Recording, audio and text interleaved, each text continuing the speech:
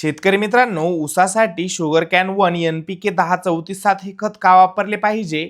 तर मित्रांनो, ह्या खतामध्ये आपल्याला व्हेजिटिव्ह ग्रोथ आणि फुटव्यांसाठी हे खास बनवले गेलेले आहे. म्हणजेच हे लागवडीनंतर साधारणपणे 46 ते 120 दिवसाच्या कालावधीमध्ये आपण याचा वापर करणे योग्य ठरतो. व मित्रांनो, यामधील नायट्रोजन हे पानाची वाढ आणि हिरवा रंग आणि जोमदार वाढ करते.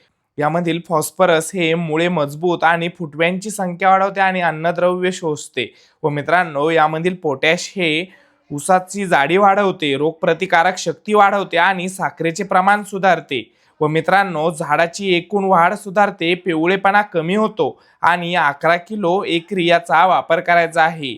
व मित्रांनो, याचा वापर हा 10 वेळा आपण करू शकतो या कालावधीमध्ये. व मित्रांनो, प्रत्येक वेळेस 7 दिवसाचे अंतर ठेवून याचा वापर केला पाहिजे. नमस्कार मित्रांनो, अशीच माहिती जाणून घेण्यासाठी आपल्या रॉयल शेतकरी चॅनलला नक्कीच फॉलो करा. धन्यवाद.